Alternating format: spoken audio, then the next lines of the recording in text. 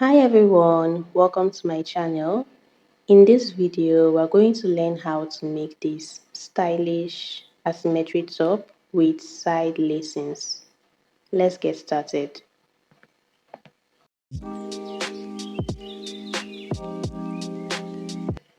Now for this top, we're going to be using this African print material for it. The first thing I went ahead to do was to check if the material folded in four will be able to accommodate my round body measurements.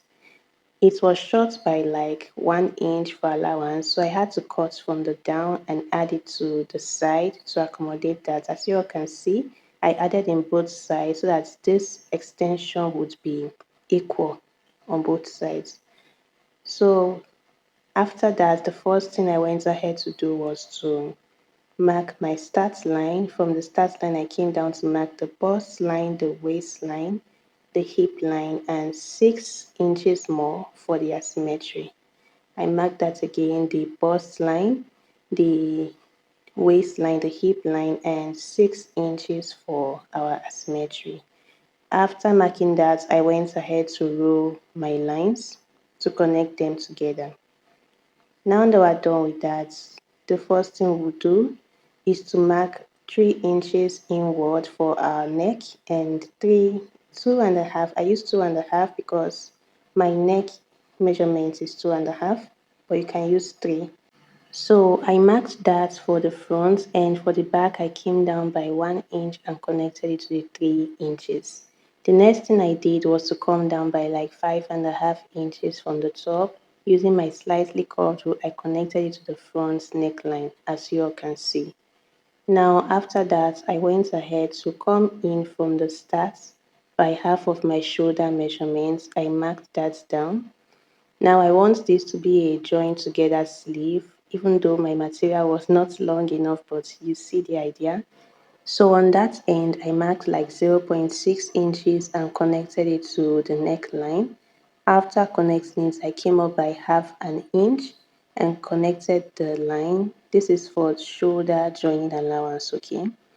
Now, the next thing I went ahead to do was to determine how wide I want my sleeve to be. Following our start line, I came down by 9 inches, which is 8 inches plus 1 inch sewing allowance, and I marked that down. Then I went ahead to mark my round body measurements on the bust line. I marked quarter of the bust measurement plus 1 inch for ease and 1 inch sewing allowance. On the waistline, I marked quarter of the waist measurement plus 2 inches for ease. 2 inches because that's where the snatching is, plus 1 inch for sewing allowance. Now on the hip line, I went ahead to mark the hip measurements 1 inch for ease. My sewing allowance was remaining just half an inch, but I'm going to still work with that, okay? So I connected it to the waistline. Now, when I was done with that, I went ahead to cut out the material. While cutting, I followed the back neckline because we will begin by cutting the back before going ahead to cut the front. So I shifted the back to the side, and then I cut out the front neckline, as you all can see.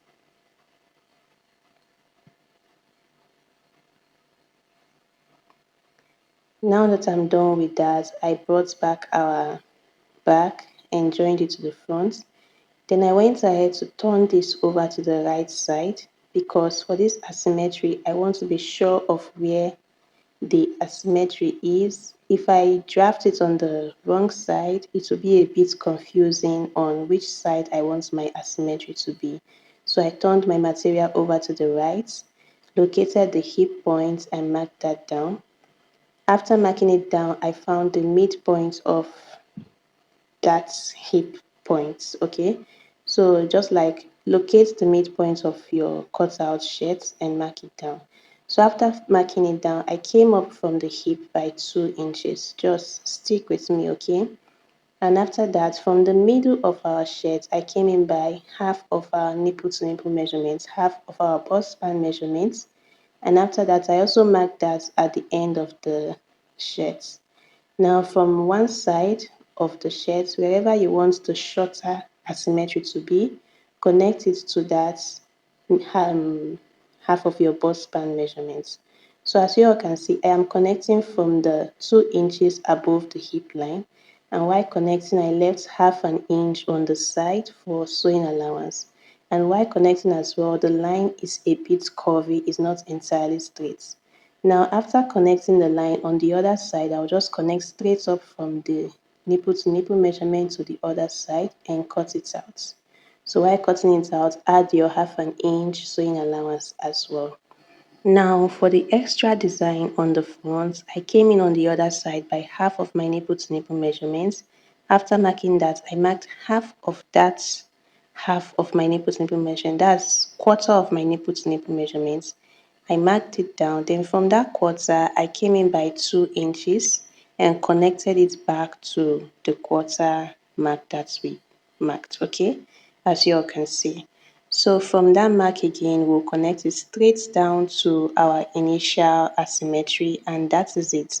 So this design is just for the front. So before you cut, make sure to push your back pattern out of the way, and then you cut out the front like so. While cutting, please remember to add your allowance as well. And this is it for the cutting. So the first thing we'll do for the front and the back, we'll turn the neckline over. Now for the adding of the loops to the shirts, you will start again on the waistline by locating the midpoint of your shirt. Now after locating that, just use a ruler to highlight that midpoint. Now from the midpoint of the waist, we'll come in by half of our nipple to nipple measurements. After coming in by that, we'll come in by half of our that's quarter of our nipple to nipple measurements and mark it down. So we came in by half. From the half, we came in by quarter and we marked that down. So as you all can see, I'm marking it above and below the waistline because the loops is going to be above and below the waistline as well. So I went ahead to mark this same measurement on the other side of the shirt. You come in by half of your nipple to nipple measurements and coming from there by quarter of your nipple to nipple measurements and you connect them. Now on the waistline, I just went ahead to retrace my waistline on the other side. As you all can see, the line did not extend to the other side. So after retracing it, I went ahead to roll it out. Now from the waistline, I came up and down by 1.5 inches. Those are the places that we are going to connect our loops. 1.5 inch above, 1.5 inch below, and the waistline. Okay. So I went ahead to open up that point on the waistline, and using my ruler, my scissors, I opened the line to meet that 1.5 inch above and 1.5 inch below.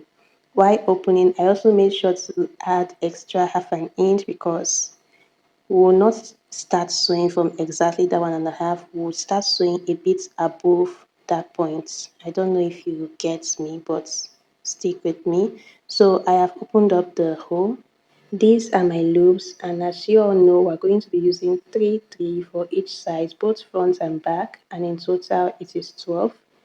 The length of my loops is 2 inches, and for the folding, just like we hem our dress, you fold it like so.